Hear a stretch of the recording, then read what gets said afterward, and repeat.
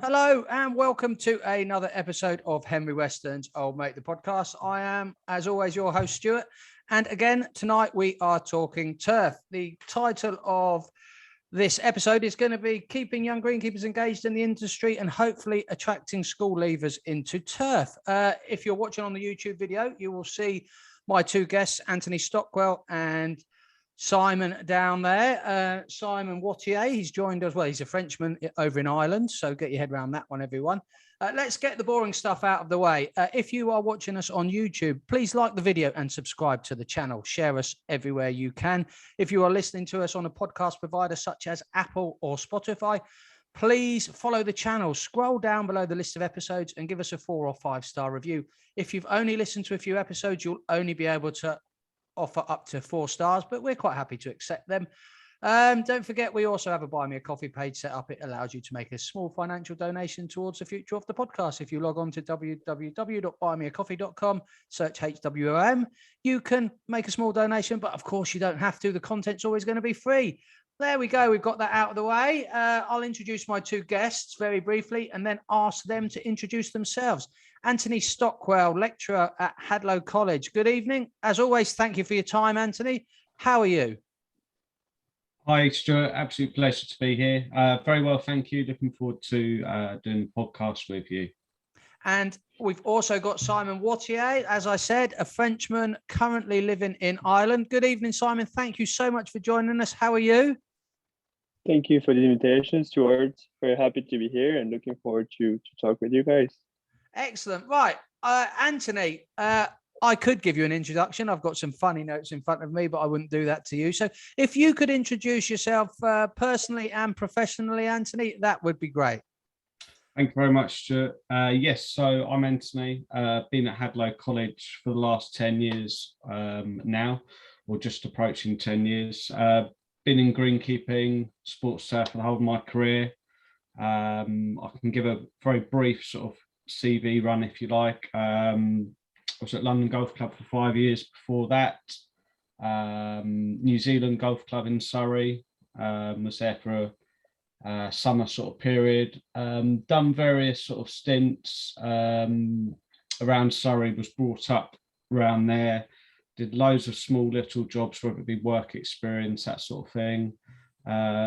Sutton Green Golf Club. Did a tiny little bit of work at Wentworth when I was 16. Yeah. I'm trying to think, there might be 1 or 2 others around there. Worked at Arsenal Football Club. I was quite proud to work there for 8 years. We don't need to worry about that. Move that on. I just did the match days there, but it was really eye-opening in terms of experience there, seeing sort of the other side of the industry. And now, I've been at Hadlow 10 years, but I also do quite a lot of examining as well for a couple of examining boards. So I keep myself busy in terms of I've got more than one job at the moment. Fantastic. I think I'm close to 4 jobs at the moment. So yeah. Well, you're going to be our link to the education side of this, and when we get into the discussion today, we will be picking your brain to see what your personal experience and your general feeling around the industry is with regards to why potentially young people aren't joining the industry, and if they are, why they are choosing not to sort of stick around. You might even be able to tell us where they're going off to when they leave the industry. Simon Wattier, a Frenchman who is living in Ireland. Simon spent some time recently in Portugal, so he's probably not enjoying the weather since he's moved over here too much. But Simon, if you'd be so kind as to just give us a quick introduction of yourself so the listeners and the viewers can get to know a little bit more about you before we get into the main bulk of the chat today. Yeah, definitely. Well, Simon Wattier. I'm 20 years old. I grew up in Paris. This is where I fell in love with the game of golf, since I'm a kid. Started in greenkeeping at 18 years old, in Switzerland. So straight after high school, that was my first job in Domaine Imperial Golf Club with Joe Buckley was the superintendent there. And after spending 9 months there, I flew over to Adair Manor in Ireland here and to do an internship, 6 months. Really loved it here, learned so many things about everything you can learn on the golf course. Basically, this is where I really, yeah, knew I wanted to do this. In my life, decided to move in the winter to avoid the Irish weather in Portugal for a golf course construction. That was amazing. I went there to work for Paulo Mahoney, was the superintendent there, and Raul Nito was my mentor, a guy from Penn State as well. And now just back in Ireland again to do my final 6 months in Ireland. And their manner wonderful. Glad to be here again and flying to Penn State this September in America to do a 2 year turfgrass management program. Wow. And so hopefully after that, we'll see what happens. I mean, you're 20 years old and your CV probably knocks mine and Anthony's out of the park already. I don't think so. Fantastic. And so really, as we were saying just before we came on air, Simon, you are going to be what we would almost the exception to the rule, because what we're going to discuss today sort of is that why aren't young people joining the industry, or why aren't more people doing what you're doing? Because if they are, if the route is there, you grew up not in the UK, and so maybe we'll be able to find out why other countries are able to sort of allow you to plot that route eventually to Penn State. And we'll see if, what's holding us up here in the UK, actually. So, like I say, we're going to look at why people aren't potentially getting into golf, Anthony. You have been a greenkeeper in the past. So talk to us, just tell us briefly, why did you get into greenkeeping, Anthony? Because there is some fun parts to it, believe it or not. Absolutely. I mean, growing up playing sport, whether it be mainly for me, it was mainly football, golf, played a bit of rugby. I just love sport. And nothing motivated me more to play sport than seeing a golf course or football pitch in good condition. I struggled if the pitch, I don't know, if you're playing football and it's muddy, wet, horrible, you can't see the lines properly. Didn't really fancy it. But if the turf conditions are perfect and are suited to play, I can't think of many things. I just want to get out there and play. So that's really what got me into it. I was very fortunate, grew up in the Woking area, in that area of Surrey, and I think there's more golf courses there than any other part of the country in the UK. So there's so many golf courses, and it would just be a case of my parents would drop me off in the morning with my brother, and pick us up in the evening. It was kind of like a creche for teenagers, I guess. Yeah. And just spent the life out on the golf course. So you realised at some point you thought, or you realised that greenkeeping was a profession and it was something that you could. Yeah, absolutely. I was playing the golf course, and all the other kids there, especially my brother, were really good. They were playing golf to a high standard, and they were looking at things that how they could improve their game. Where I was walking around the golf course thinking, what have the greenkeepers done there? How have they done that?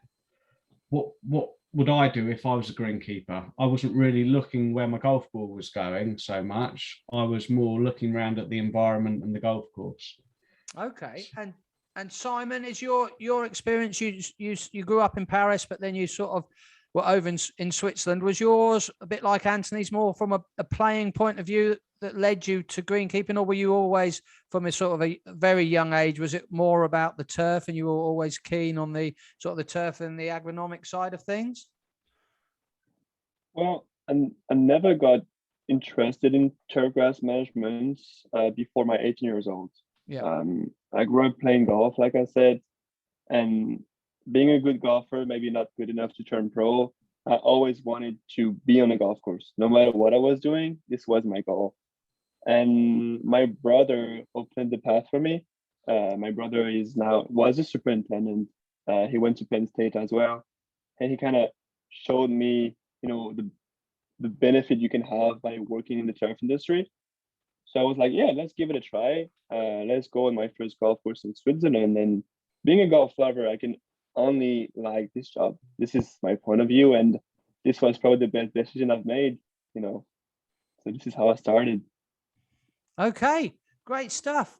So that's how you guys got into golf, and obviously Simon is still a greenkeeper.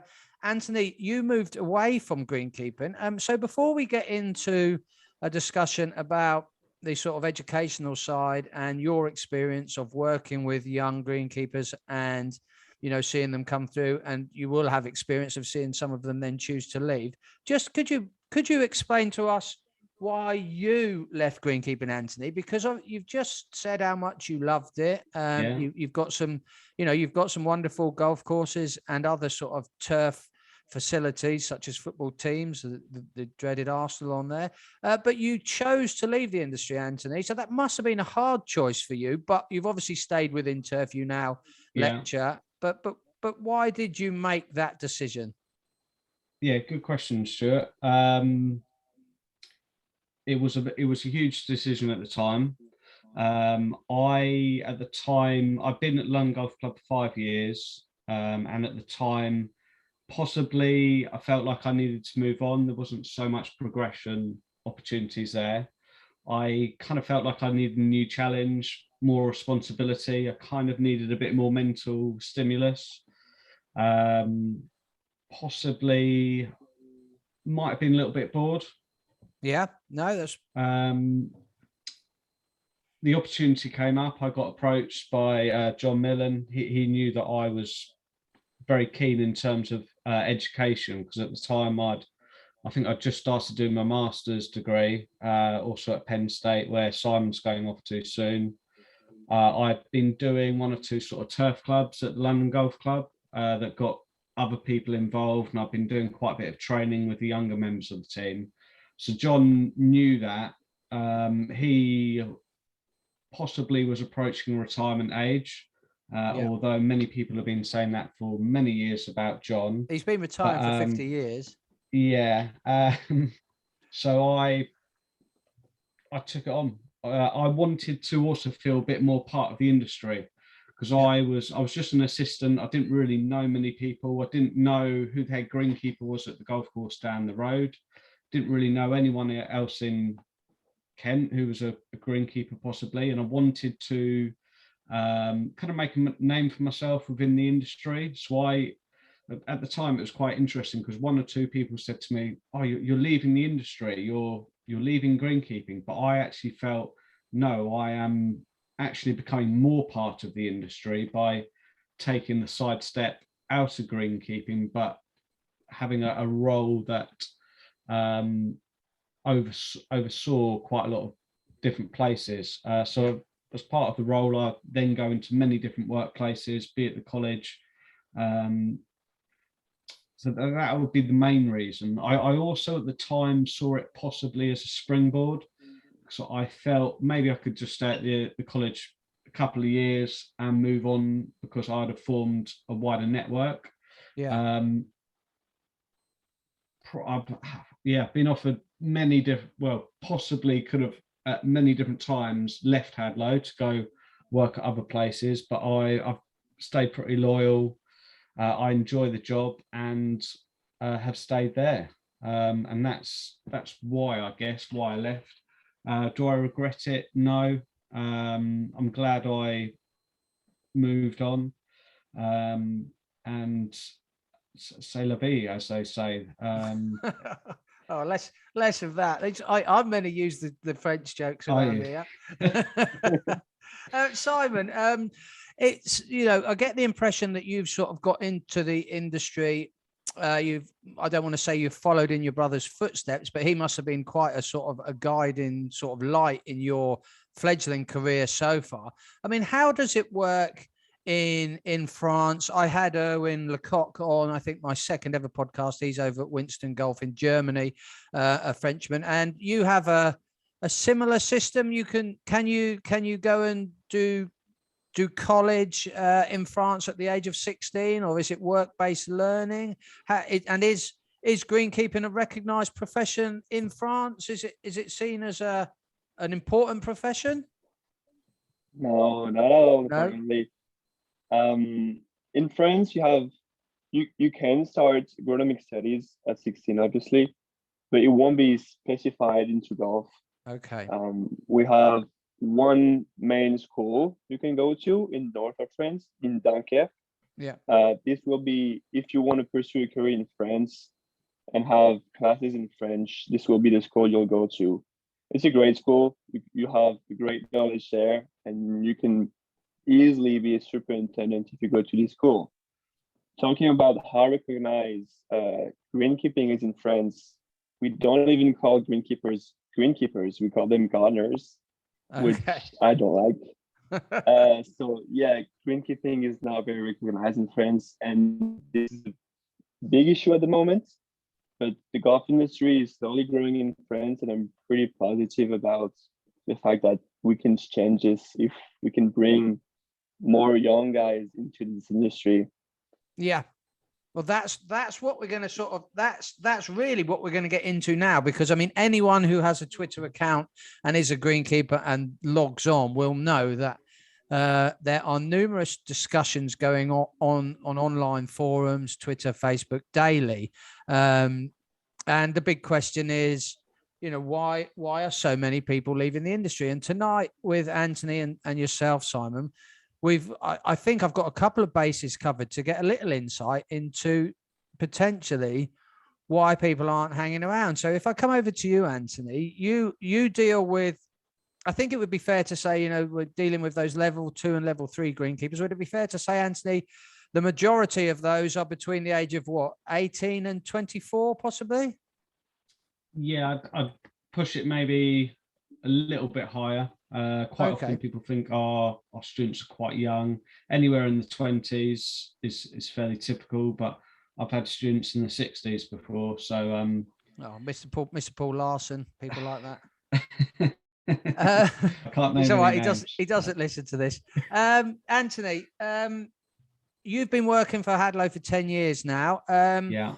Is the trend of, so when you started 10 years ago, was the uptake of young students higher or lower as it is today? Considerably lower. We've got 5 times the amount of students now than we had 10 years ago. Now, so that is going against what what the industry is telling us. So, well, the industry is telling us people are leaving. It's great that students, you've got a large amount of students. Hadlow are obviously doing very well pushing that. From what I see, I'd say more people are entering the industry than ever. I see more that than ever. The average time that people are staying in the industry may not be that long, 3 to 4 years on average. And there's a small percentage that see through that 4 or 5 years and progress on. Be difficult to put a percentage on that, but it is a slim number. I'd say 10% or less. What, that are staying in the industry? Yes, yeah. Well, that's a real problem. Simon, you are, again, I keep saying it, you're the exception to this rule. Did you notice sort of coming up through school, were there other people, other friends of yours interested in the profession? Just one. Just one. Just one. Yeah, straight after high school. It was a common decision because he was my best friend. And so we both wanted to do the same job. So we just went to this golf course in Switzerland together. And it was the only guy under, I'd say 25, maybe. Yeah, I can push up the bar to 28 who was working on this golf course. And yeah, I've been to 3 different places so far. I've always been the youngest on, like, in every place. Here or there it's a bit different because it's such a big course. Yeah. But mainly, yes, you won't find many people under 25 years old. And that's that's the problem. I know I've done a few podcasts with guys over in America, and they're saying the same thing. It's they can't get the youngsters through, and you get to the point, and I myself might be a very good example of the trend where I'm 42 years old. I have a daughter who's at school. I have a mortgage. Do I like my job? Yes. Would I like to do something else? Also, yes. Is there much to do locally? Really? No. So I am stuck in the industry. I quite enjoy it, but I am stuck in the industry. Younger people than me who don't have the mortgage, don't have children in school, aren't locked in a postcode. They're either choosing to leave, or they're just not actually starting. So what we want to, so if we go over to Anthony again, so what we are teaching people at college, Anthony. Yes. I remember I did my level 2 in 2001. It was an amenity horticulture level 2 with a sports turf section, I guess. I then completed my level 3, started it twice, didn't finish it, but finished it in 2016, I believe. That was all focused on golf courses.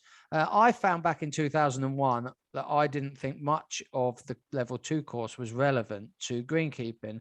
It's moved on a bit now. Is everything in a level 2 and a level 3, is it all relevant and up to date, Anthony? 100%, absolutely. So it's probably about 5 years ago now. The qualifications moved over from what's called a framework apprenticeship to a standard apprenticeship, and this has included the endpoint exams and the whole of the course, the whole of the content, the syllabus completely changed, modernized. It's so wide-ranging. There is a lot within the course, but it certainly is a lot better compared to the old style framework courses. It really has moved a long way.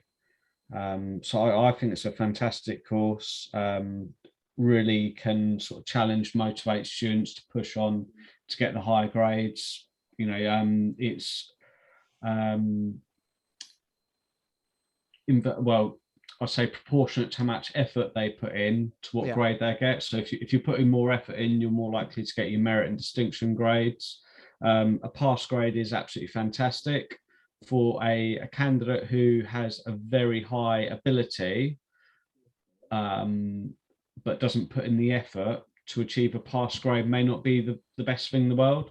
For a candidate who has a lower ability and is putting in a huge amount of effort, a pass grade can be absolutely fantastic. Nobody likes to fail, but if you're not going to turn up, you're not going to put in the effort, there is the option now of failing the course. Nobody would want someone to fail, but there is this sort of reward system for the amount of effort that people are putting in, which is really has shifted the qualification to put the impetus on the student to put in the effort. Yeah. So Simon, you've gained your qualifications through, or your qualifications so far in France and in Switzerland, and you're now, or are you currently working via Penn State, or is that to come in the future? Yeah, I don't have any official qualification. Yeah. Went straight from high school to my first golf course, but yeah, what I'm doing is just learning as much as possible. Yeah. Before going to Penn State. This is what I'm trying to do, and it's going well so far. And I'm looking forward to Penn State to have this degree, and then from there on, hopefully having an assistant like position somewhere. Yeah, well, so, I mean, yeah, it's fantastic, and what we might sort of learn from our chat in the next half an hour, 40 minutes or so, is if we might even be able to ask the question: Is the lower qualification really relevant? I mean, I think we'll say it is, but if someone like Simon can sort of blaze this trail all the way to somewhere like Penn State through hard work and well-chosen work placements, yes, he's sort of got maybe a little bit of a step up with his brother in a prominent position, but he's networking, and he's managed to do this himself, Anthony. Which is wonderful. So I've got, it's good to hear that the courses are up to date and they're all relevant, and so we are offering these young greenkeepers, or they are able to finish their course, their 2-year course or 1-year course, be what it is. So what role is a college like yours able to play in the future? Let's say someone comes to you, Anthony, and they want to do their level 2. They will then go away with a nice shiny certificate that says, you've got your level 2, but probably they're then going to go into a golf club. And sadly, the way the industry is, if you may have your level 2 at the age of 20, you may have your level 3 at the age of 22. If you've done your PA 1, 2, and 6, fortunate enough to do them, you could call yourself a fully qualified greenkeeper at the age of 22, 23. They're probably still going to be bottom of the pecking order where they work. Have you got experience of greenkeepers struggling to work their way up the ladder, even with their nice certificates, Anthony? You yourself said you were a bit bored potentially and stuck, and you didn't see the progression. I mean, I've got a podcast that will already have been released when I put this out, with a guy called Will Goldstone. He left the industry at a very young age, at the age of 23, I believe, because he just didn't feel he could progress anymore. He felt ready to. Are you experiencing that amongst your students, Anthony? Possibly. At the end of the day, you can have all those qualifications, but the experience really does earn you that more responsibility, or the opportunity to progress. And sometimes students, if you do want to progress, sometimes in your career you may just have to be patient, stick around somewhere for another 3 years or 4 years and see what happens. It can be quite tricky to do that when you may see something else at somewhere else that may look like the grass is greener somewhere else, but sometimes to work your way up, you may need to be patient. Yeah, it's that argument, isn't it? It's I don't think, Simon, you're 20, aren't you? And I can't imagine youngsters like yourself. You're enthusiastic, and you've got a wonderful career sort of penned out, certainly for this summer, and then your time over in America. Anthony's sort of talking about potentially young people treading water for 2 or 3, maybe even 4 years, waiting for an opportunity to come up. That's hard to expect, isn't it? I think the youth, the young guys now, are coming up and expecting to make pretty fast progression. And yourself, Simon, you're progressing quite quick, and you've got it laid out sort of after you. Will your degree from Penn State, will that allow you to then apply for, I assume, assistant superintendent positions as soon as you've finished your qualifications? Oh yeah, definitely. And in the US or in Europe, whatever, I'll take whatever I can take. Yeah. But so yeah, the goal is to be a superintendent as soon as possible. Yeah. And this is why I choose this path, because from what I heard from my brother and from other people I know in the industry, I heard only good things about this. And yeah, this is the path I'm choosing, and hopefully it will work. And I think just have to put the head down, work hard, and everything can work. As I said, there is not many young guys in the industry, and if you're one of the only youngest who is working harder than the others, I don't understand why it will not work. Yeah, well, no, that's quite right. Anthony, are we missing a trick potentially in the UK? We have our qualification system. We have these level 2s and these level 3s. Is it unfair of me to suggest that in a lot of head greenkeepers' eyes, they don't count for all that much?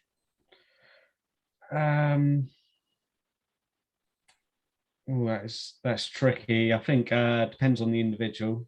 Yeah, on, yeah. on what they're. I don't want to put you on the spot and get you to say. I don't want you to say something controversial. I'm just thinking along No. the lines of if you've got a 24-year-old guy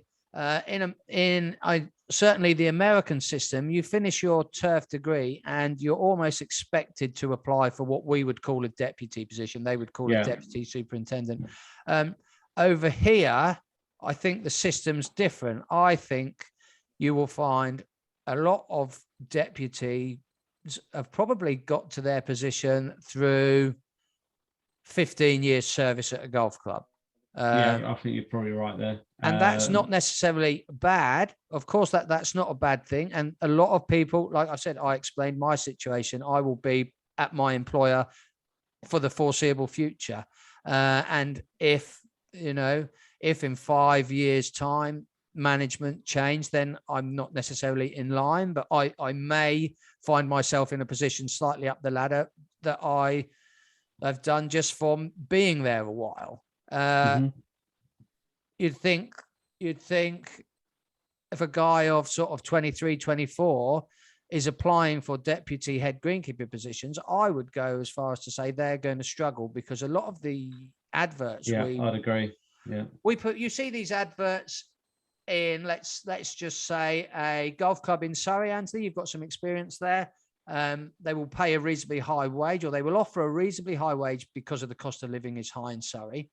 But they will also put in that qualification 3 to 5 years management experience needed.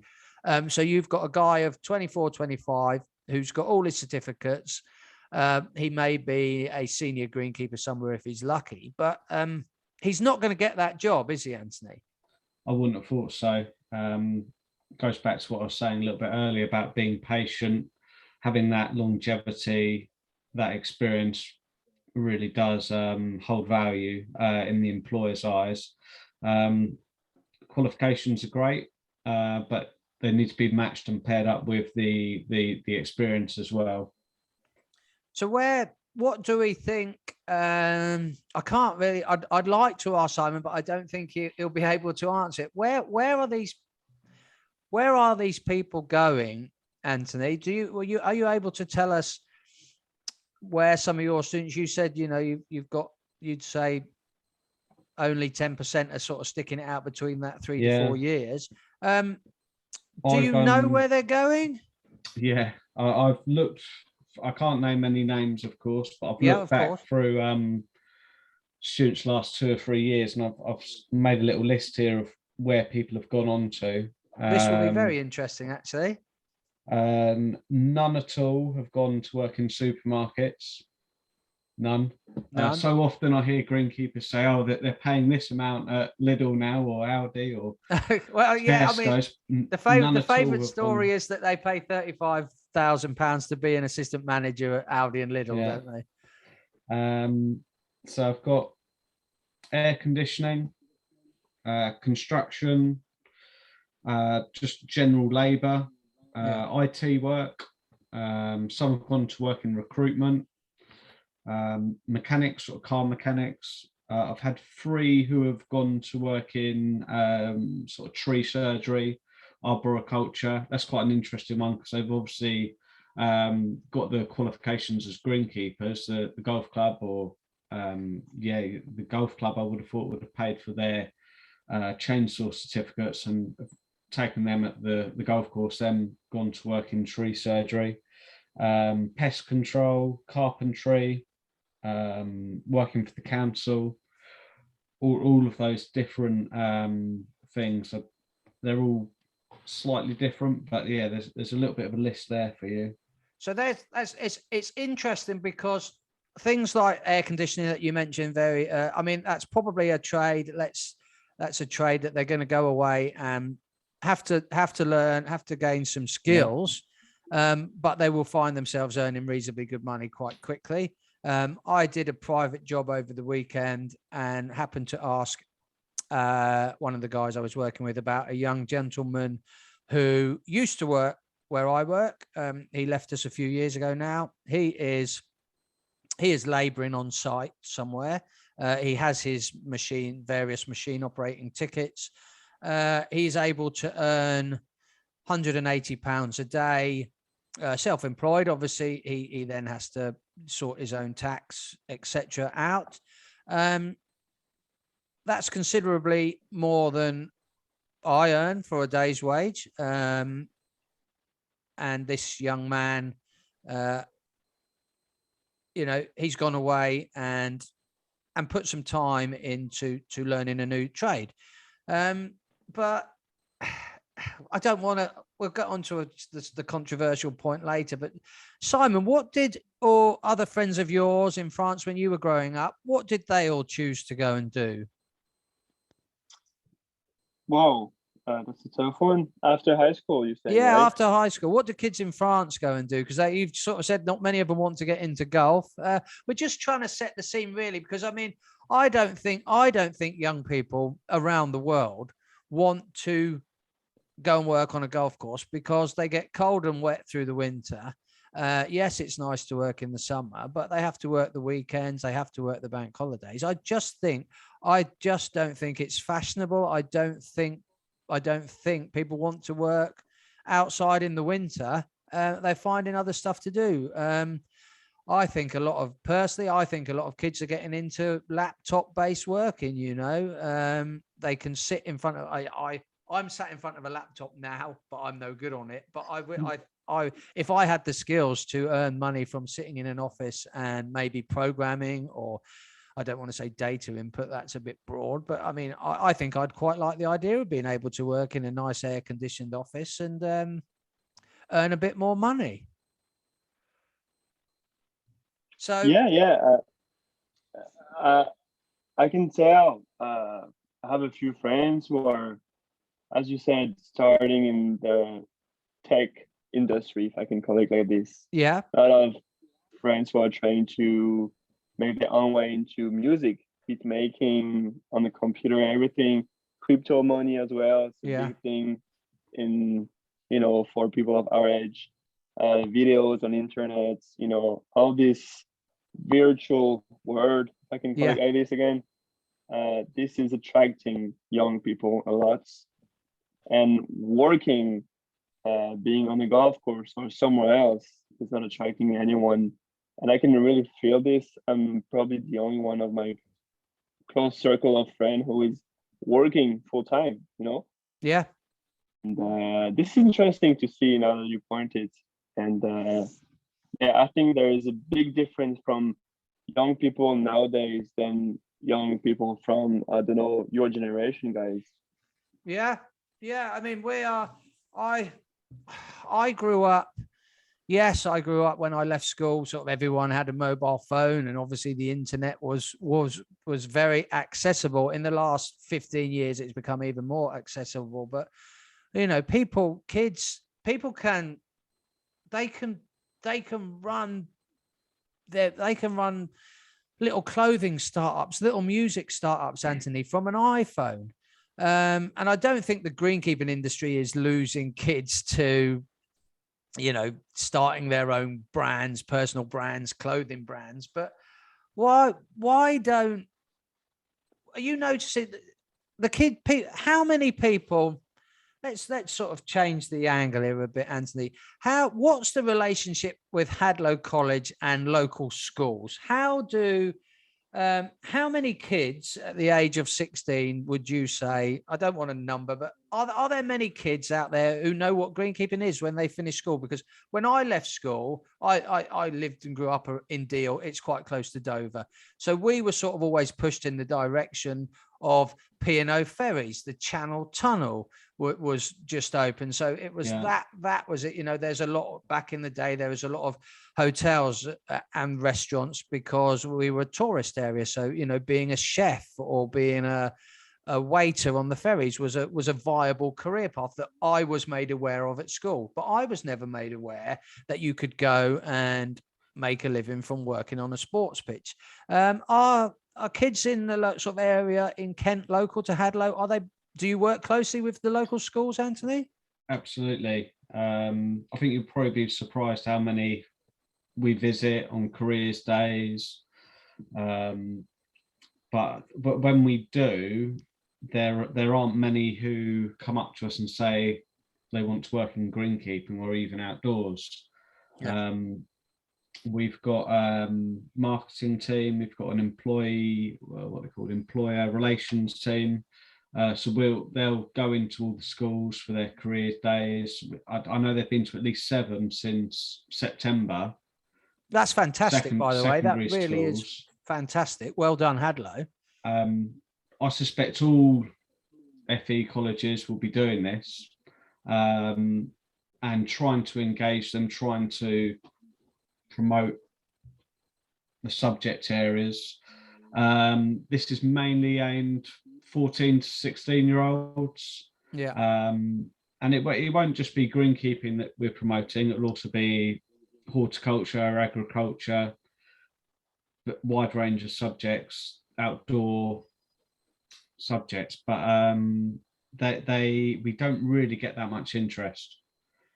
And is that because of, is that a generational thing? Have we lost, or are the kids just not interested in golf? Full stop. Is it where we are in the country? Because, you know, we have some fantastic, where Hadlow is. I mean, you're not in the heart of golf country, are you? And, you know, down where I am, we've got 3 wonderful golf courses right next to each other. And we've got a few other nice locations, but I wouldn't have thought the kids in my local area, as a golf club, we don't go into our local schools. It's probably not our job, but I just wonder if we sent a greenkeeper down to Sandwich Technology School, Roger Manwood's, the local grammar school, we've got a girls and boys grammar school in Dover. If we sent a greenkeeper to one of them just to talk to kids for an hour, possibly, just to say this is a career, and it's potentially going to be, it's not going to be a career for people, 20 years from now. I mean, I think it'd be great if we could. It often is, though, the other way, that there'll be very few there that are interested in it, but they will come to you. Yeah. They would. I know there's another person who works with you who I think started off as a caddy, got into greenkeeping. So they started off as a caddy when they were like 15, 16, and it'll be, or maybe even the pro shop, or just being around the golf club like Simon and I were when we were younger. Just, you're always in the golf course, see what happens, get talking to 1 or 2 of the greenkeepers. So I think if people are interested, they will come to you. Should there be an expectation that we should go to them, it's, as working for the college, we have that responsibility. We do all we can. But at the end of the day, you can't, if someone's really interested in music or tech or something completely different, that you're not going to convince them otherwise that a career in greenkeeping would be 10 times more interesting. People follow their own paths. Yeah, no, that's great. And I just want to point out that I respect and understand, as a college, I don't want this to sound that I think the colleges are doing wonderful. And like you say, you are busy looking after your students. And yes, some time must be put into recruiting because you need to continue to work as a facility. You have to attract people. But if those people just aren't there to attract, then there's not much you can do. Simon, as a young man who is into golf and is staying in the industry, I mean, it could be said that going forward, the golf course industry is progressing sort of technology-wise, really. I mean, I had a podcast I did previously with a couple of guys. We sort of talked about how if we've got younger guys like yourself in the industry, we've got things like drones, we've got GPS-based spraying now, we've got the Pogo, that allows you to hook up to your mobile phone when you're out doing your moisture meter, dotting your greens and hotspotting your greens. It could be argued that the industry is moving forward at quite a good rate, Simon, and the tech is there. Where you've probably been quite fortunate to be at some wonderful golf establishments. Are you finding that you're always able to learn on the job, or do you find these sort of stale periods where you may go 3 or 4 weeks doing the same job and it gets a bit mind numbing, or you've been fortunate where you've been able to just experience new things most weeks? I'd say it's a good question. I'd say it's ups and downs, Yeah. Sometimes you'll feel like you don't learn anything for a month, maybe. And sometimes you'll learn a lot of things for a week. And it's just about asking questions. Yeah. For a young guy, you should not be scared of asking questions. It's normal to not know something, and you have to ask your boss, I don't know, to put you on new stuff to do. Yeah. Ask him, oh, can I spray? Can I be on the sprayer? Can I use the pogo? Can I use whatever they have on this golf course? And yeah, I'd say you have to learn from others who have more experience in greenkeeping, and this will make your job way more fun. And there is a lot of guys here and there. I'm thinking about the superintendent Adam McDonald, all the assistant that really took me under their wings to teach me things. They were like, okay, Simon, you want to study, you want to be an assistant or a superintendent, we will teach you because we want young guys to learn more. Yeah. And yeah, just ask as many questions as you can, and you love your job even more. Yeah, I mean, I think Anthony would probably something that Anthony might tell people when he's giving a lecture or something. There are no silly questions, really, are there, Anthony? You should Absolutely, be aware. Yeah. And there, we have a youngster like Simon, and everyone has a responsibility to be able to ask those questions. I think head greenkeepers have a huge responsibility, and hopefully they don't. If any of them are out there, I'm not knocking anyone, and I understand as well as anyone how busy a head greenkeeping job is, and a lot of the time you just don't have that time to worry about the guys in your team. You just have to get that work done sometimes. But also the flip side to that is, if this industry is going to progress and not get stuck in the rut that we appear to be in, and it's a rut that is potentially, the wheels are sinking in the quicksand. If you read some of the articles that are being published, you've got articles being published that if the current rate of greenkeepers leaving the industry continues, there's going to be 70% less greenkeepers by 2040 or something. I might be wrong on that number, but it was quite drastic. So Anthony, if I just sort of come to you again, yeah. A lot of the majority, or is it 100% of what Hadlow do in greenkeeping? Is it all work-based learning now, what we'd call distance learning? No. Well, I mean, what do we not do would be an easier question to answer. Yeah, what I'm asking is, could a 16-year-old go and study their NVQ level 2 for 2 years in the classroom, or do they have to go to a golf club and then be sent to you? They have to be, well, it's an apprenticeship, so they have to be employed full-time. Okay. There are a couple of variations with the full-time, but they need to be working and learning on the job. If a student insisted, we could accommodate for them to come into the classroom if they wanted to. Yeah. We tend to do about 1 day a month throughout the winter in the classroom. We have sort of a balancing act here, because some would rather do more in the classroom. Yeah. It can be tricky sometimes. Some would rather do less, so it's always a case of that balancing. I mean, some have to travel an hour and a half just to get to the college, whereas some who are on our doorstep, fuel prices, some head greenkeepers may not be so keen on them spending an hour, well, 2 hours there and back in a day to get to college, when you know that's downtime, that's time that having to pay for fuel. So there are positives and negatives with that sort of thing. The last couple of years have been very interesting with COVID, because it's forced us to do more remote online distance learning. First lockdown and the third lockdown, we just couldn't, we weren't permitted to do anything for 3-4 months, possibly, maybe even longer. Yeah. So we had to do distance. And how did the youngsters respond to that? I mean, how did the current crop of trainee greenkeepers, how did they respond to that sort of Zoom learning? I'd say most of them did really well.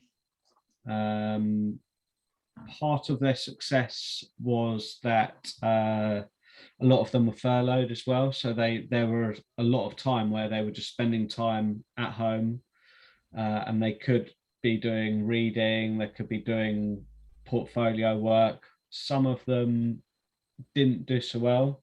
I think everyone had their own experiences during lockdown, some positive, some not.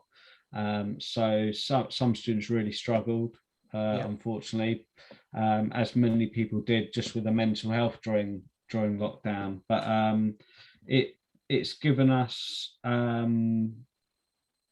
a whole new breed of youngsters who now have got perhaps more skills, because everyone who was, let's say, from the age of possibly about your daughter's age to 16 had to, for long periods, whether it be schooling or had to do more work at home, more work online. And as those people come through and start working over the next 5 or 10 years, they're possibly going to be expecting a lot more blended style work, blended style studying, which I think can be a very positive thing, because in our approach, we're better when we're more flexible. So hopefully that will be a positive coming out from COVID. Okay, yeah, and let's a little bit of something I touched on earlier in the chat, and I'm going to ask Simon. We've sort of talked about these guys, these young guys, these keen young greenkeepers who've got their qualifications and they've got their spraying certificates, and then they go back to work and they're in a room, let's say, of 5 or 6 guys, myself, 40 to 50 years old. Simon, in your experience with your enthusiasm, have you found yourself struggling to sort of, I don't want to say fit in, because I'd like to think the industry is pretty welcoming, but if you come up across the problems where, you know, you run the risk of upsetting a few people by being too enthusiastic? I think, yeah, it can happen.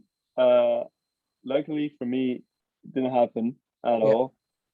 And I think it's all about understanding the team you work with, you know, and yeah, you have to admit that you're new, you don't know a lot of things, and you're here to learn.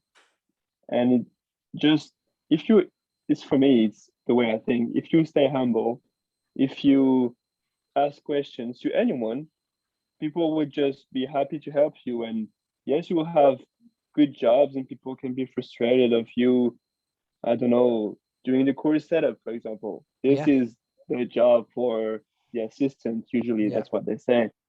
And I say, yeah, you just have to understand, and you work as a team, you know, and you have to, as I said, ask questions and stay, like, don't put yourself over others, you know, stay under, but try to take everything from them, everything you can, and then you'll climb the ladders, as you said earlier. And this is the way I'm doing since I started. It's going pretty well.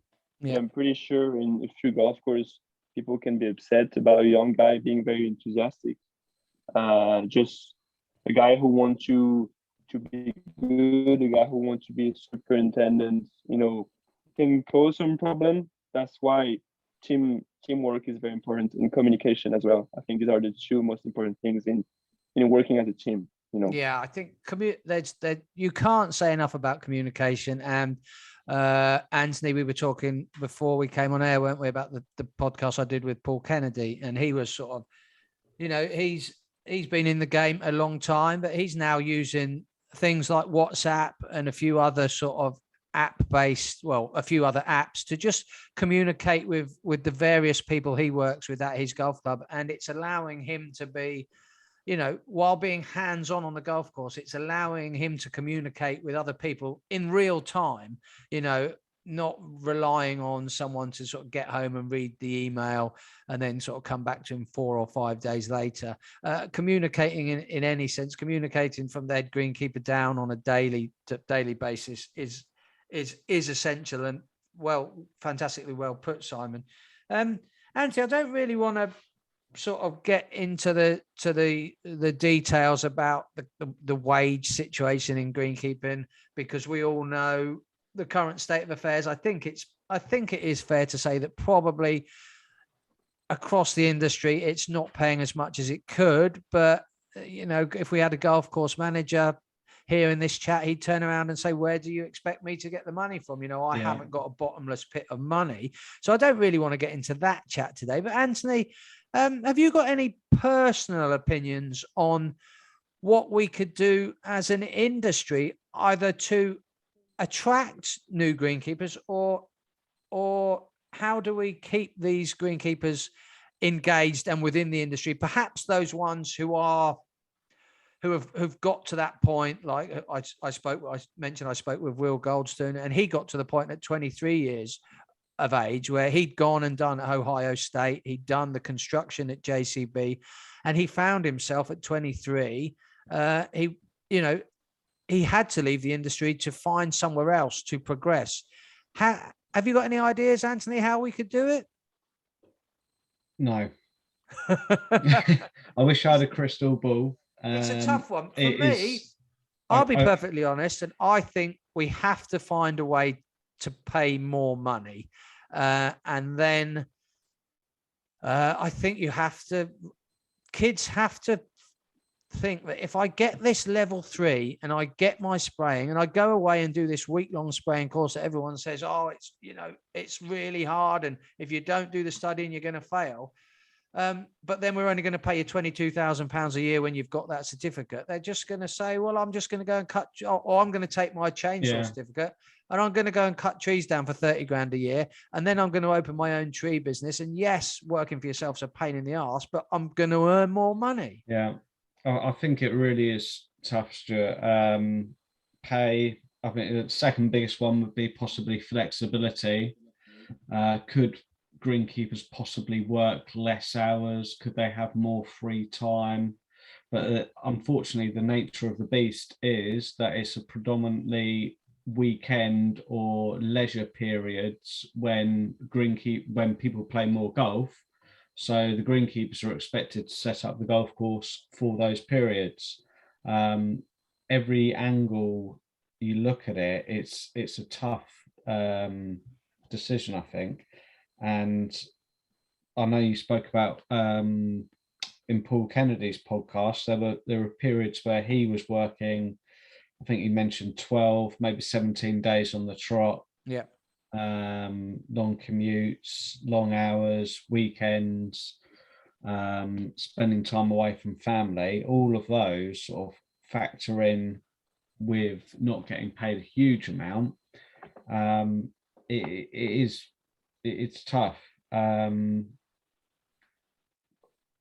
think at the end of the day, the only way people can get through is to just keep going, focus on what you can do rather than get distracted or demoralized by things outside of your control.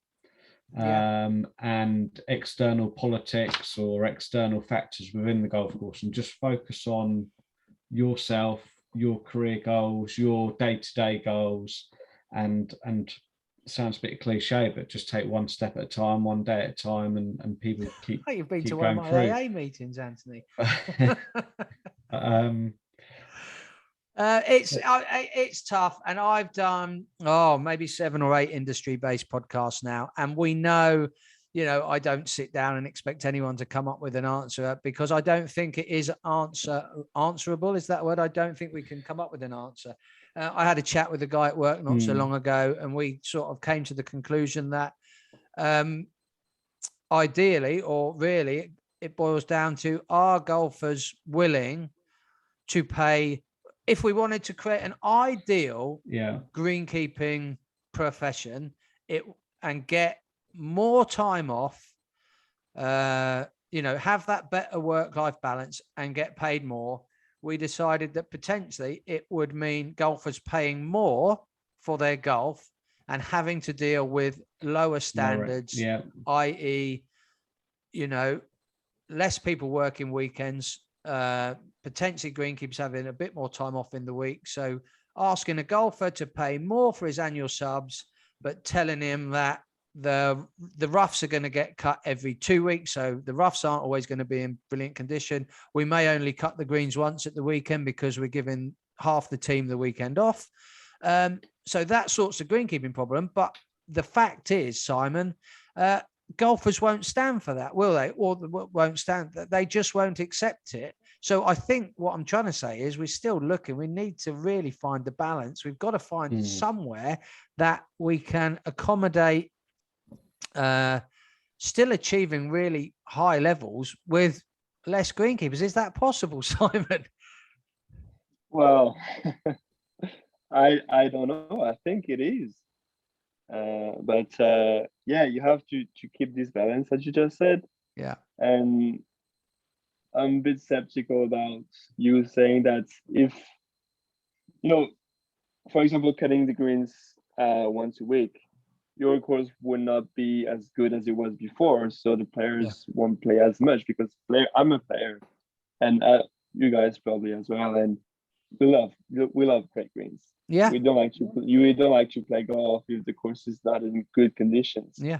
So I think this will be, I don't know, kind of tough, because I don't think it's feasible. I don't think it will happen.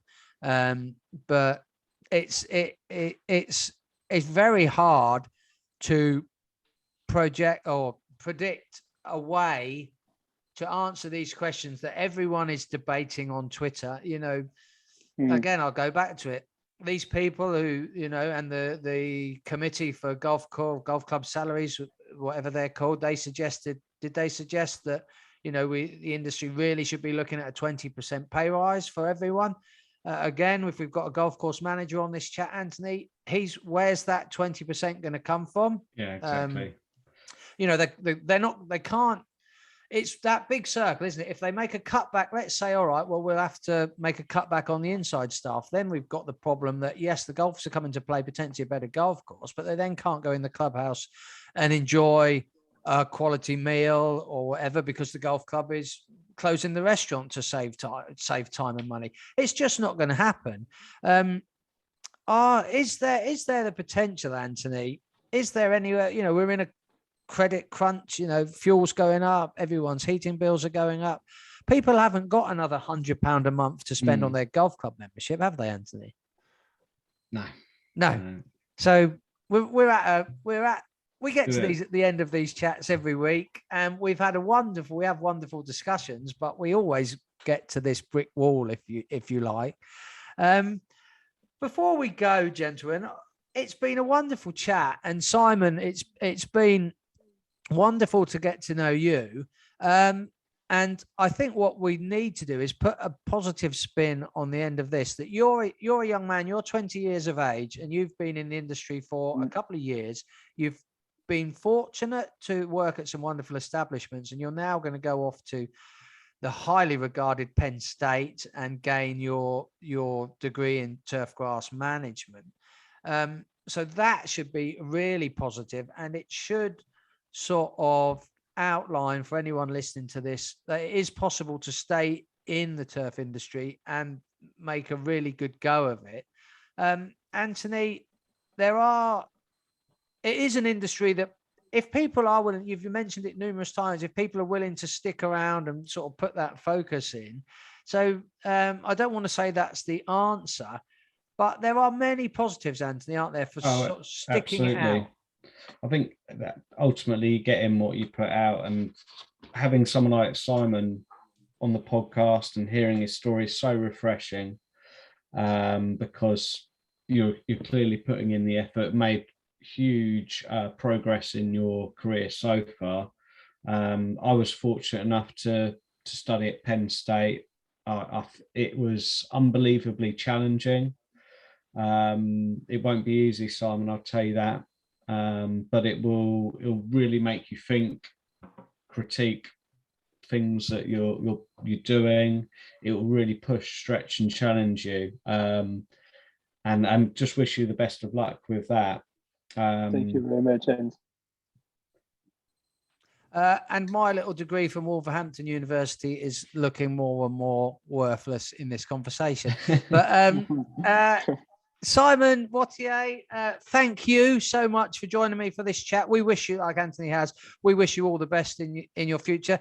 Anthony, thank you so much for coming on.